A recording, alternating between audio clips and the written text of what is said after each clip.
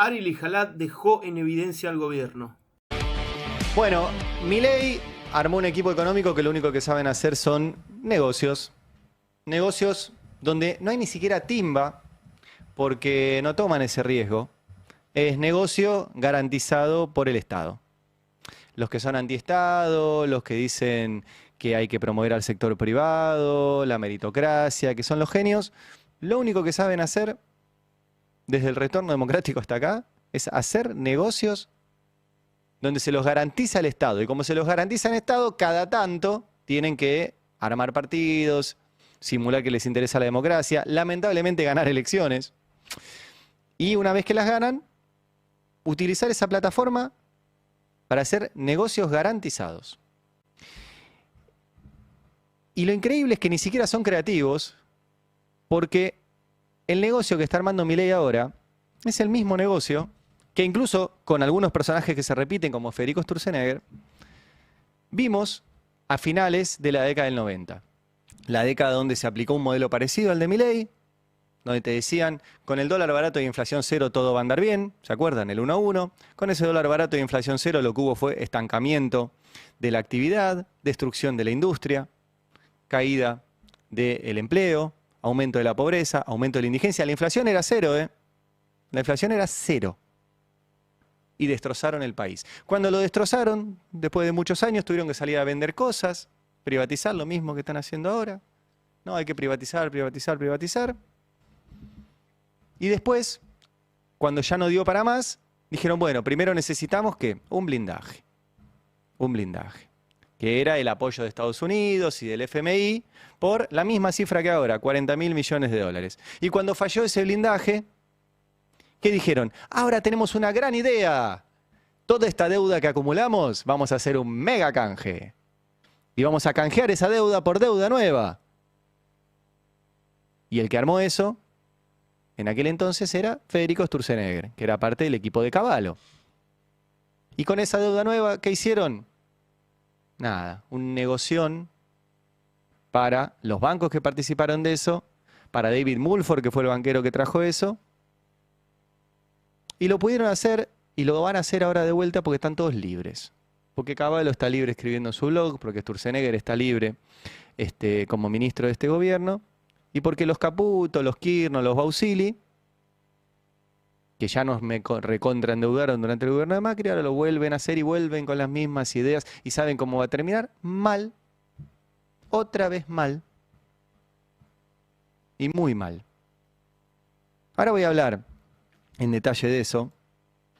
Quería arrancar igualmente el editorial con algo que no quiero que pase de largo hoy, porque no solo están armando otro negocio y va a terminar mal, sino que le suman algo que no habíamos vivido, que es un desprecio muy fuerte contra la democracia, contra las instituciones que tanto nos ha costado sostener estos 40 años de democracia, como el Congreso.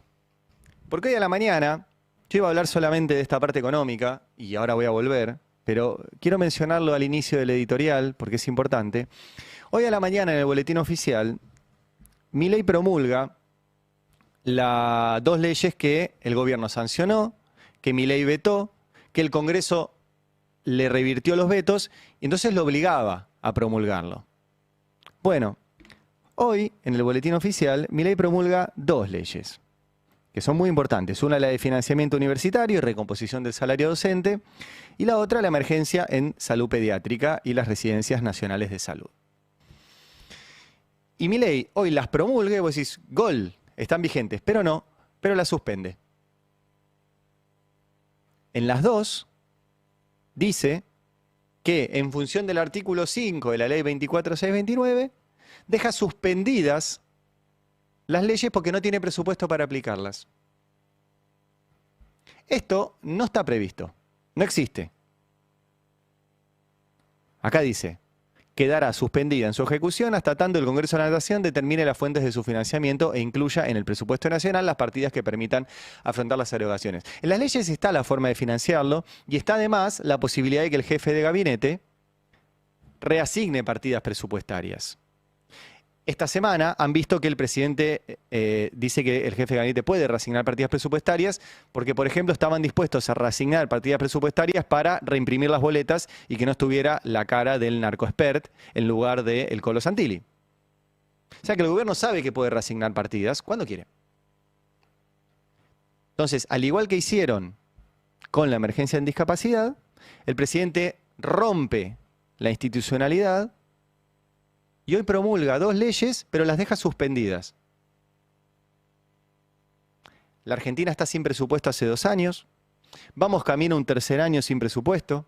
El presidente de la Comisión de Presupuesto era el narco, el financiado por un narco, José Luis Espert. Ahora es Bertie Venegas Lynch, que te dice que si no llegás a fin de mes es porque tenés 5 autos, 2 lanchas y una casa de verano, entonces jodete porque tendrías que haber vendido eso. Ese es el presidente de la Comisión de Presupuesto que tiene que llevar adelante esa discusión. Y el presidente que agrega una instancia institucional que no existe. O sea, hasta ahora vos decís, che, es horrible lo de Milei. No puede vetar una ley para salvarle la vida a los niños. Pero bueno, es legal vetar esa ley. Esto ya no. Esto está fuera de cualquier institucionalidad. Y es grave. Porque no existe esta instancia. Ya está. Se terminaron 5 instancias para sacar una ley. 5. Y el tipo no la cumple. Y recién, hace un rato, entrevistamos a una trabajadora del Garrahan. Y yo les hago siempre la misma pregunta y alguno dirá, che, pero vos sos medio morboso y no es una pregunta para hacer. Por ahí hay niños escuchando, es un horario donde los niños van a la escuela. Pero bueno, lamentablemente la he hecho a cada trabajador del Garrahan que entrevistamos y todos responden lo mismo. Si vos destrozás el sistema de salud pediátrica, ¿ponés en riesgo la vida de niños? Y la respuesta es sí. Si vos destrozás el sistema de derechos para las personas con discapacidad, ¿las ponés en riesgo? Y la respuesta es sí. Entonces, Milei mata. Milei mata. No hay que seguir con eufemismos. Mientras arma negocios, a la hora que me voy a meter con el megacanje, el blindaje, los bancos, la deuda, los Kirchner, los Caputo, los Sturzenegger, mientras mata. Y mata por fuera de la ley, ¿eh? Tampoco se puede matar por dentro de la ley, en la Argentina no hay pena de muerte. Pero mata por fuera de la ley. Y hay muchos cómplices para eso. Todos los que miran para otro lado, los que hoy no digan nada de esto. Los que apoyan este gobierno están apoyando que Milei mata niños.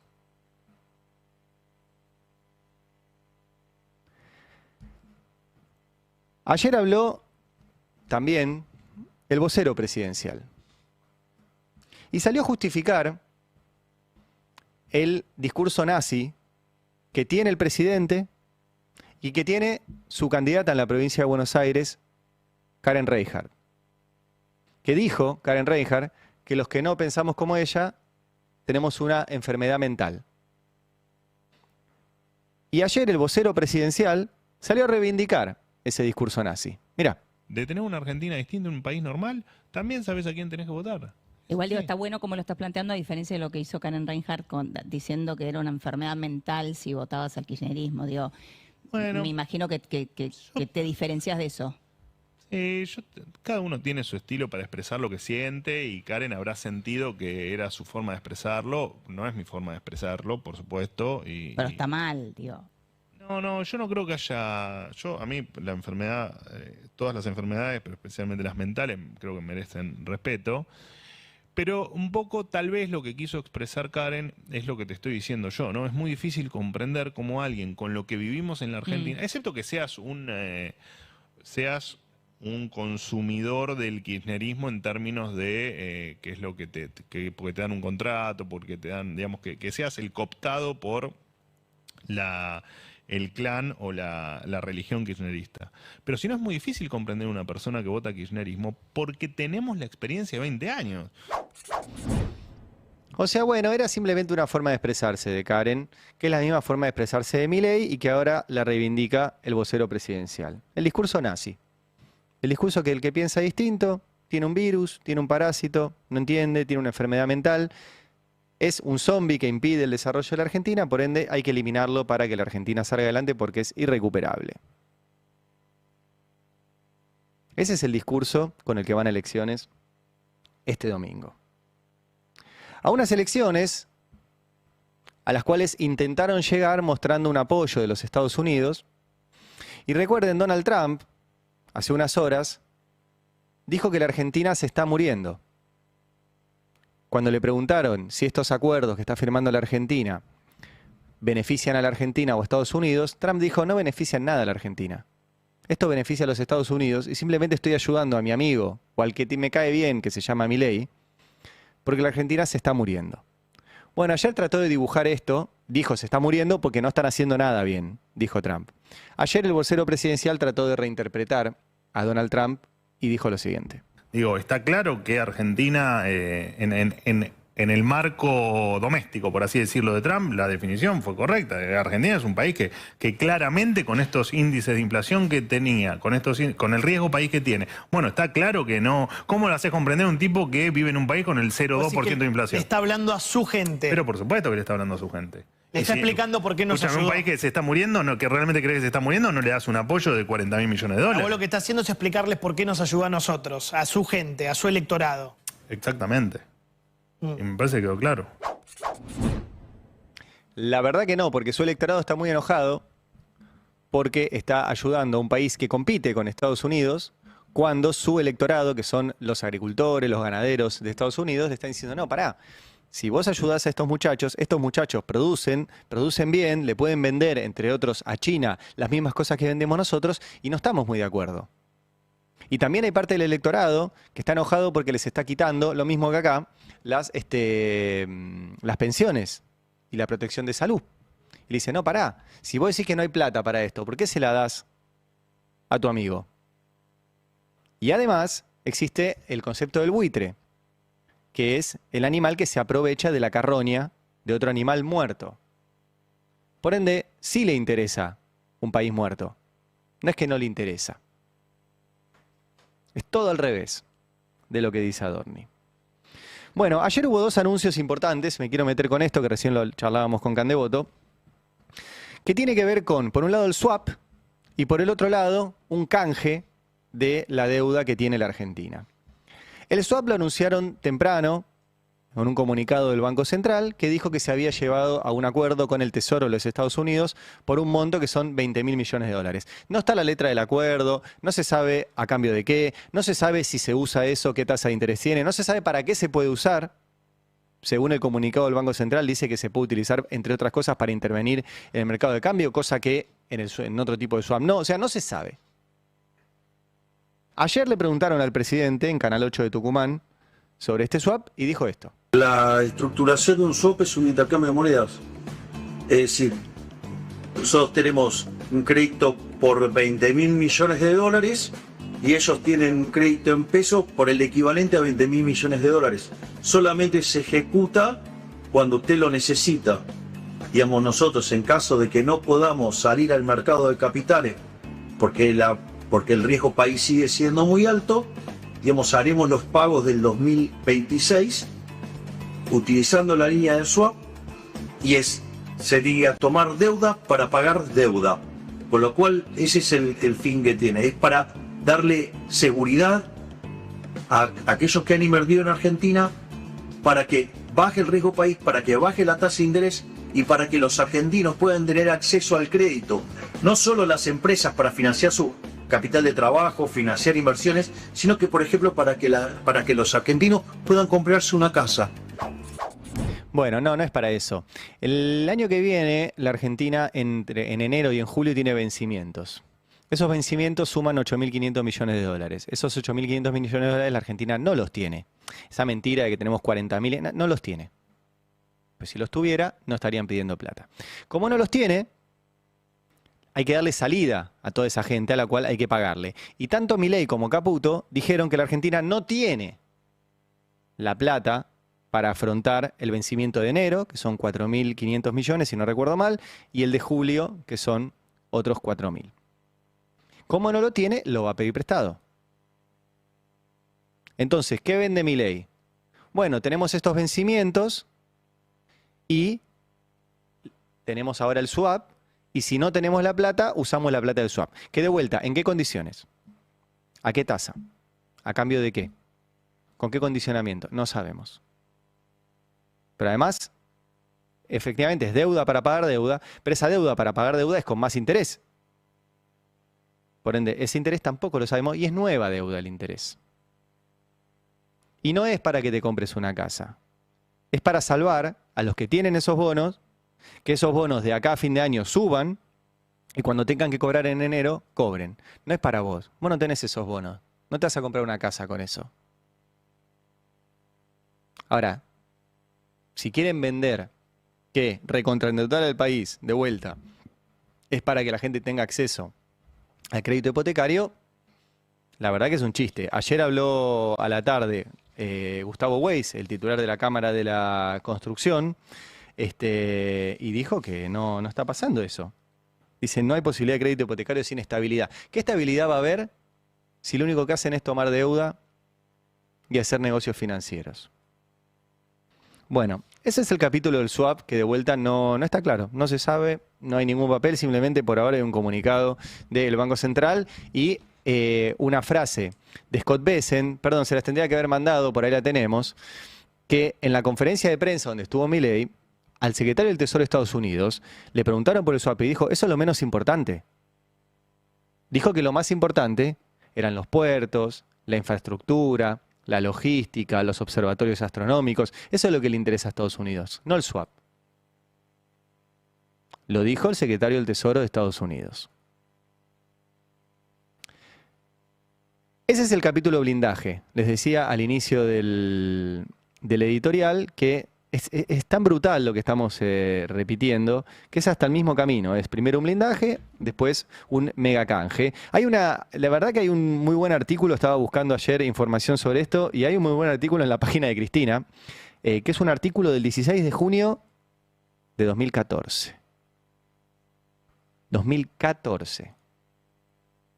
Y la nota que escribió Cristina en su página era a partir de que la Cámara Federal porteña había sobreseído por prescripción a los 9 involucrados en la causa del megacanje, que ahora les voy a contar.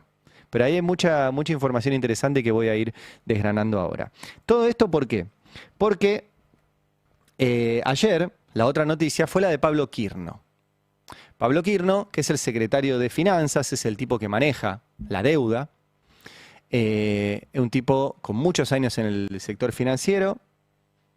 Lo curioso es que en su declaración jurada no presenta una sola inversión en el sistema financiero y además no la actualiza. Tenemos solamente la declaración jurada de Quirno cuando ingresó al Estado, que es bastante pobre, ¿sí? Declaró $200.000 de patrimonio. O sea, si son los capos de las finanzas, un patrimonio de $200.000 total, total. Me resulta poco inverosímil. Yo la pondría en el Museo de Bellas Artes al lado de la de Caputo y la de Bausili, que también presentan patrimonios muy exiguos para ser los capos de las finanzas del mundo. Bueno, Pablo Quirno, que es este hombre, ayer tuiteó lo siguiente, que vamos a leerlo de vuelta, que dice, la Secretaría de Finanzas anuncia que ha comenzado las tratativas para llevar adelante una operación de recompra de deuda soberana destinada a reducir el costo de financiamiento del país y fortalecer la inversión en educación. O sea, el mismo día que el presidente estaba firmando un decreto suspendiendo la inversión en educación, el tipo te dice que va a renegociar nuestra deuda para fortalecer la inversión en educación. Bueno, sigo leyendo el tuit de Pablo Quirno. Esta operación, comúnmente llamada deuda por educación, díganme si no es hermoso. Deuda por educación. Consiste en recomprar deuda soberana argentina en el mercado y reemplazarla por financiamiento a tasas más bajas gracias al apoyo de agencias y organismos multilaterales, que no dice cuáles. Para su estructuración se ha designado a JP Morgan como el banco que nos asistirá. De onda, ¿eh? No es de onda, ahora vamos a meternos. Nos asistirá en este proceso. Los ahorros generados por esta operación serán destinados a consolidar la inversión educativa de largo plazo, reafirmando el compromiso del gobierno con el desarrollo del capital humano y el futuro de los argentinos. Este es el tuit de Pablo Quirno, que hay que leerlo bien, porque tiene un montón de cuestiones. Vamos a volver a aclarar cuál es la operación de megacanje que van a volver a hacer. La Argentina tiene un montón de deuda. Esa deuda hoy cada papelito vale 100, pero esa deuda hoy, por el riesgo país, por las cosas, pues no se sabe si va a pagar, etcétera, vale 60. O sea, un papelito que vale 100, vos hoy lo podés comprar a 60. Y cuando termine el plazo de ese papelito, ponele un bono que venza en 2030, vos en 2030 cobrás los 100. Bueno, ¿qué dice el gobierno? Nos conviene ahora recomprar esa deuda, porque como vale menos, la compramos a 60 y nos ahorramos todo el resto. Ahora, ¿cómo la compran a 60? No tienen la plata para comprarla a 60, por eso es deuda. Entonces, le piden prestado esos 60 a, dice ahí, agencias y organismos multilaterales, que no dice cuáles. Supuestamente a una tasa más baja de la que se paga con esa deuda. Bueno, no se sabe a quién se lo pide, no se sabe a qué tasa, no se sabe a qué plazo, no se sabe con qué condiciones, no se sabe a cambio de qué, no se sabe nada. El único dato que sí da Pablo Quirno ahí es que se ha designado a JP Morgan como el banco que nos asistirá en este proceso, lo cual abre varios interrogantes. Primero, ¿se ha designado a dedo o hubo una compulsa entre los distintos bancos que pueden hacer este servicio? El JP Morgan no es el único banco que puede asistir, como dicen, en este proceso. ¿Se lo designó a dedo? Ya ahí hay una irregularidad tremenda. Si hubo una compulsa, deberíamos conocerla para ver qué ofrecieron los otros, si ofrecieron una tasa menor. ¿Por qué? Porque el banco se lleva una comisión, no es que te asiste de onda. El JP Morgan se va a llegar una comisión hermosa por esto. ¿De cuánto es la comisión? No lo sabemos. Y si estamos hablando de toda la deuda argentina, que se calcula entre 50.000 y 60.000 millones de dólares que van a canjear, imagínense la guita que implica esa comisión. Y la pregunta, de vuelta sobre el JP Morgan, es ¿por qué?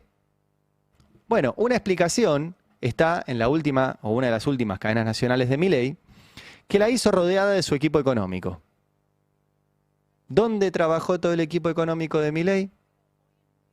En el JP Morgan. Ahí lo tienen. Luis Caputo, ex JP Morgan. José Luis Daza, ex JP Morgan, que es el ministro de Economía. Santiago Bausili trabajó en el JP Morgan también. Vladimir Werning, vicepresidente del Banco Central, trabajó en el JP Morgan. Y Pablo Quirno, que es el que tuiteó esto, también trabajó en el JP Morgan. Fue director para Latinoamérica.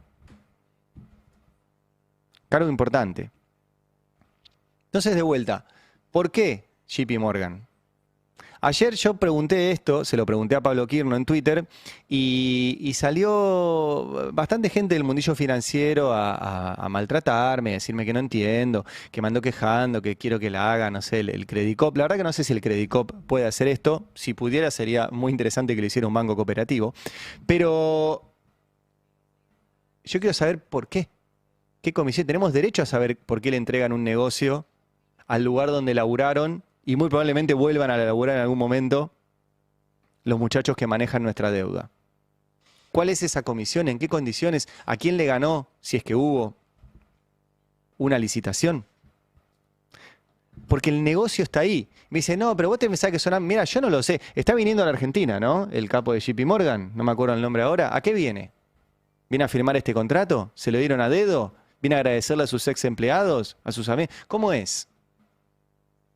Pues me dice, no, bueno, pero vos, ¿qué te pensás cómo funciona el sistema financiero? Yo sé cómo funciona el sistema financiero y sé que estas cosas las tienen que hacer, preferiría que no las hagan, pero cuando las hacen las tienen que hacer a través de bancos.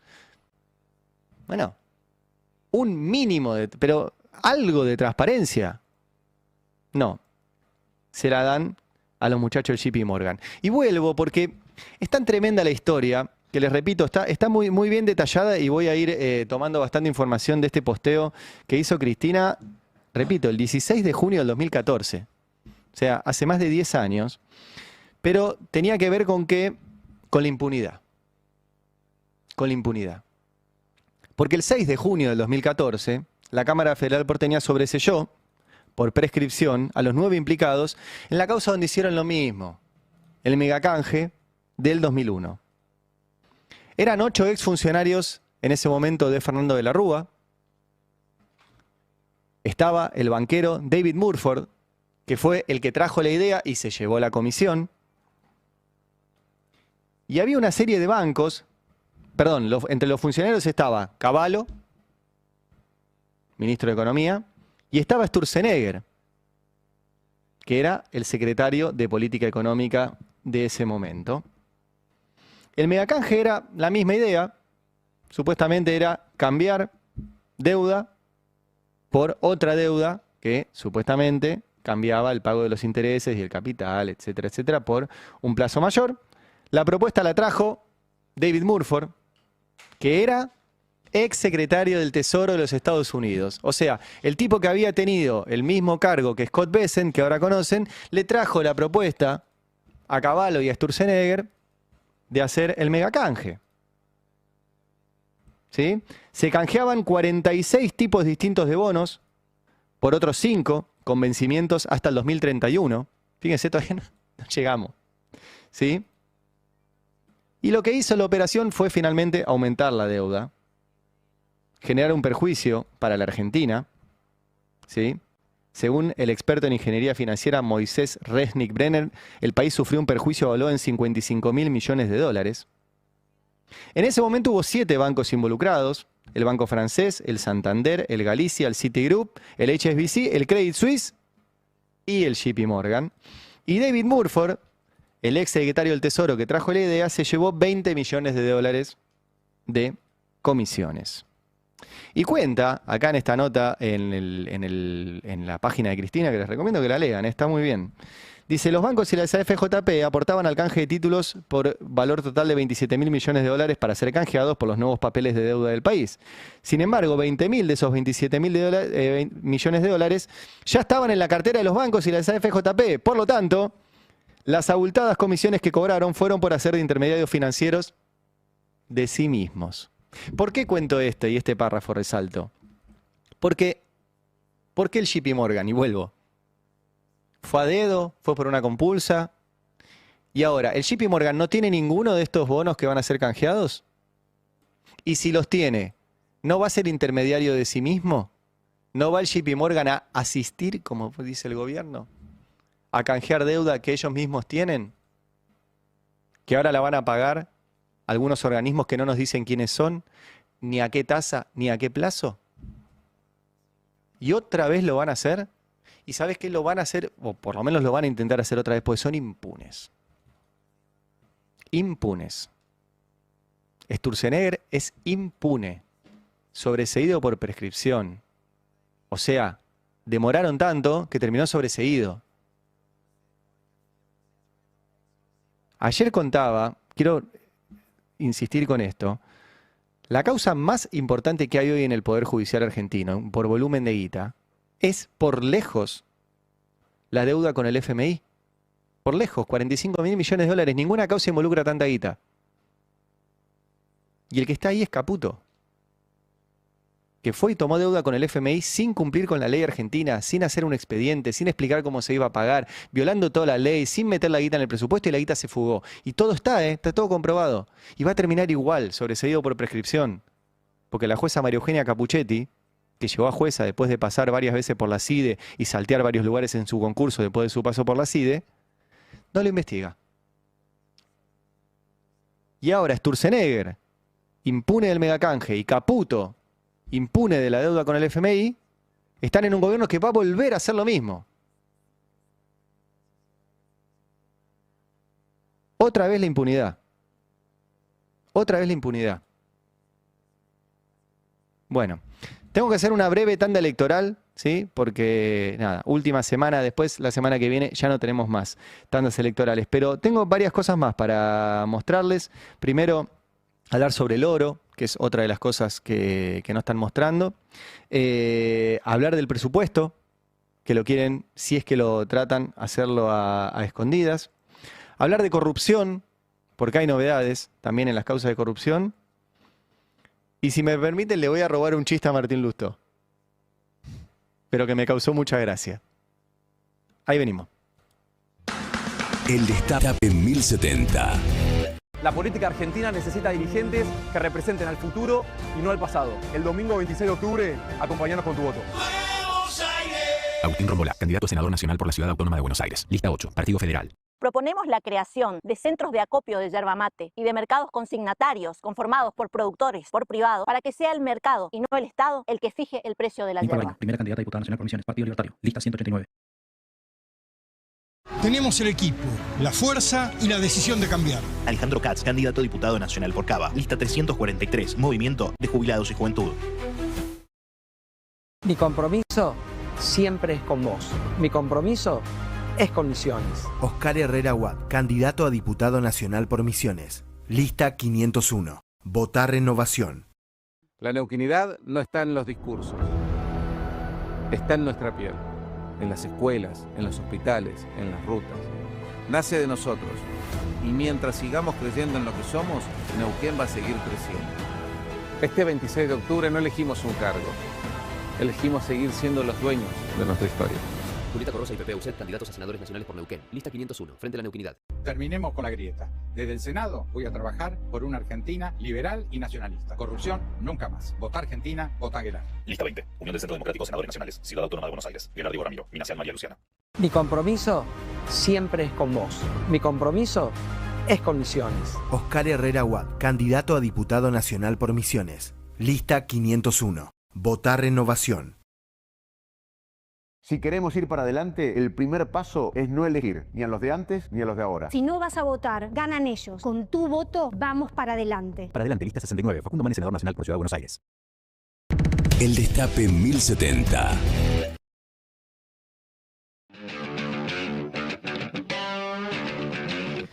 Bueno, repaso lo que venía contando hasta recién, cómo lamentablemente la historia se repite las dos veces como tragedia. No vamos a citar a Marx porque esto no es una comedia, es otra tragedia más. Una vez más con un blindaje, una vez más con un megacanje, una vez más con los mismos condicionamientos. Me había olvidado de leerles y les quiero leer también cuáles eran los condicionamientos que ponían para primero el blindaje y después el megacanje allá por finales de los 2000. Y es impresionante porque era reforma previsional, ¿sí? Lo mismo, elevar la edad jubilatoria de las mujeres, eliminar la prestación básica universal. ¿Qué quiere hacer Milei? Esto. Racionalización de la administración pública, o sea, querían achicar al Estado. ¿Qué quiere hacer Milei? Esto. Reducción del gasto público. El objetivo era garantizar el equilibrio fiscal. De hecho, promulgaron una ley que se llamaba Ley de Déficit Cero. ¿Qué festeja Milei? Que ya no tiene déficit, dice que tiene superávit. Reestructuración del ANSES y el PAMI. ¿Qué están haciendo? Reestructurando ANSES y el PAMI y desregular las obras sociales, que ahora las están interviniendo. Para hacer negocios, pero están interviniendo. Y la firma por parte de las provincias del Compromiso Federal para el Crecimiento y la Disciplina Fiscal. ¿Qué hizo este gobierno? Le dijo a las provincias ajusten, ustedes también. Y les hizo firmar el Pacto de Mayo. Es lo mismo. Es lo mismo y va a terminar igual. Horrible va a terminar. Horrible. Y una de las razones es porque son absolutamente impunes. Absolutamente impunes. Este gobierno no solo hizo todo esto, sino que además hay otro negocio que para mí vale la pena resaltarlo. Lo pusimos más temprano, pero ahora que somos muchos más lo voy a repetir. Porque ayer lo trajo a colación Carlos Bianco, el ministro de Gobierno de la provincia de Buenos Aires, hablando de cómo este gobierno falló en todo y por eso tiene que ir a pedir rescate acá, rescate allá, plata acá, plata prestada, plata para tapar, etcétera, etcétera. Y encima, el oro que teníamos en nuestro Banco Central lo sacó del país y no sabemos dónde está. Así lo contaba ayer Carlos Bianco. La Auditoría General de la Nación ya hizo repetidos pedidos de esa información y nunca le fue contestado. Ahora esta información pasó a la Comisión Bicameral Revisora de Cuentas Mixta del Congreso de la Nación, que tendrá que tomar cartas en el asunto, y aquí tiene dos problemas, dos caminos. O lo llama a que dé explicaciones al Congreso, al presidente del Banco Central, sobre dónde está el oro de los argentinos, o le hace una denuncia penal. Ya no hay otro camino. La Auditoría General de la Nación ya agotó todas las instancias de investigación respecto de la situación. Lo que a nosotros nos preocupa, lo que a nosotros realmente nos preocupa es que se lo hayan timbiado, ¿no? Como se timbiaron el blanqueo, como se timbiaron los adelantos de liquidación de las exportaciones de cereales, como se timbiaron los dólares del FMI, como se están timbiando ahora los dólares que le da Estados Unidos, el Tesoro de los Estados Unidos. Ni el oro sabemos dónde está. Y vuelvo. Ahora no sabemos las condiciones del swap, no sabemos las condiciones de este canje, no sabemos la comisión de chipeo, no sabemos nada. Tenemos un grupo de financistas que piensan que el país es una mesa de dinero, lo usan como tal y no sabemos nada. Y las condiciones, como les decía recién, son las mismas que en los 90. Ayer habló también Julio Cordero. Julio Cordero es el secretario de Trabajo, pues ya no tenemos ministro, tenemos secretario. Habló en Radio Mitre, este hombre que pasó del grupo Techint a manejar las políticas públicas de trabajo en la Argentina, y dice que no, que es todo mentira. Mirá.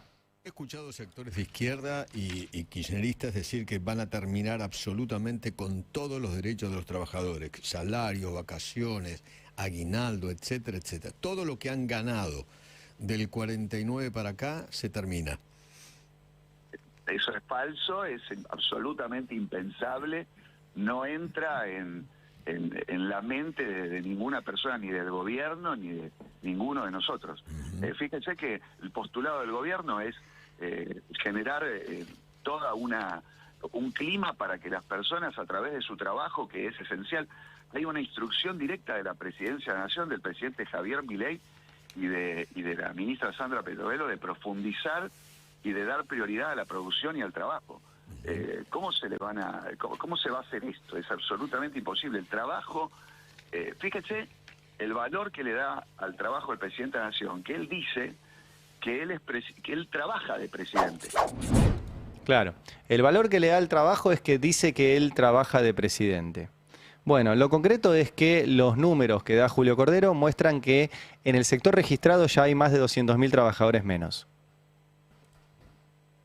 Que la industria está la mitad paralizada, que el comercio mes a mes sigue vendiendo menos, que el consumo es cada día menor y puntualmente en los autoservicios mayoristas, que es un dato muy importante porque muestra que si no venden los mayoristas no están vendiendo y mucho menos los minoristas, que ninguno de los salarios que hay en la Argentina vale lo mismo que cuando asumió el gobierno y, como les decía recién, que quieren avanzar en profundizar esto, igual que en los 90. Por ende, no es falso, es justamente verdadero. Ayer, vamos directo al tape número 24, en medio de todo esto no solo hay lo mismo que en los 90 en términos de modelo de valorización financiera, sino que también lo mismo que en los 90 en términos de corrupción. Bueno, ayer escuchen al vocero presidencial Manuel Adorni diciendo que no hay ninguno de los casos que conocimos hay corrupción. Mirá. Bueno, en principio que primero te voy a dar una respuesta con respecto a lo que vos decís como caso de corrupción. En el caso de Libra no hubo ningún caso de corrupción, hubo una equivocación hubo una equivocación, no hubo un caso de corrupción.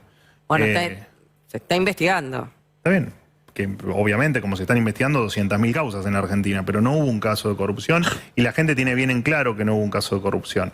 Lo de Spagnuolo, digamos, más allá de todo el lío que se armó en los medios, después mucho no había, digamos, porque de hecho no hubo ningún avance.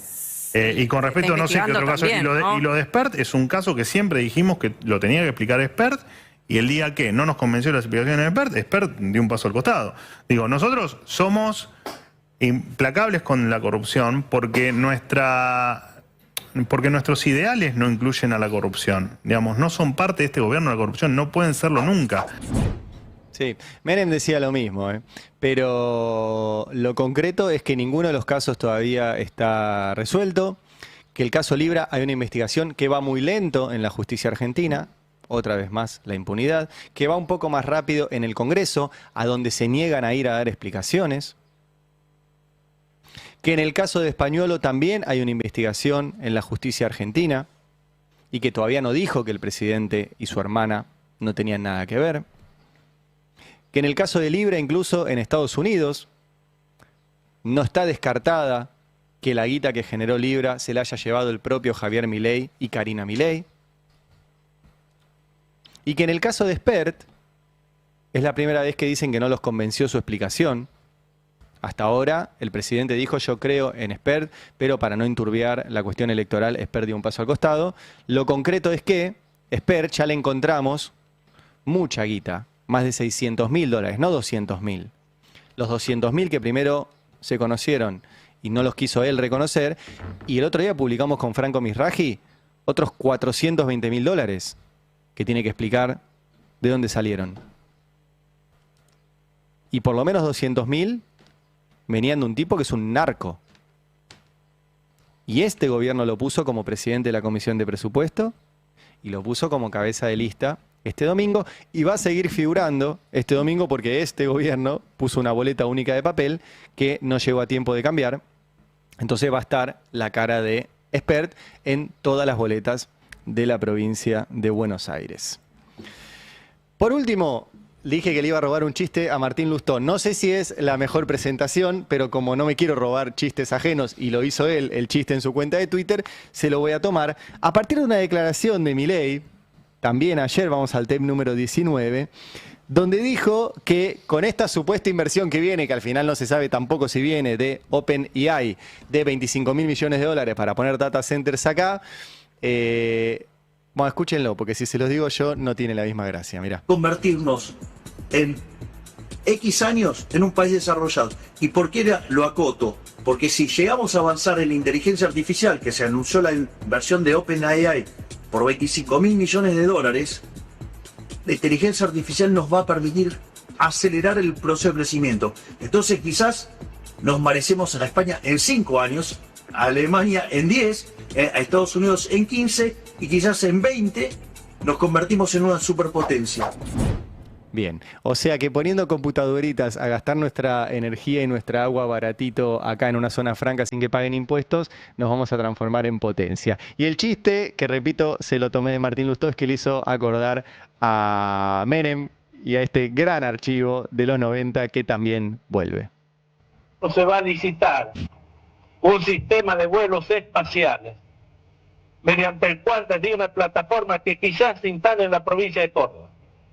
Esas naves espaciales van a salir de la atmósfera, se van a remontar a la estratosfera y desde ahí elegir el lugar a donde quieran ir. De tal forma que en 1 hora y media podemos estar desde Argentina, en Japón, en Corea o en cualquier parte del mundo.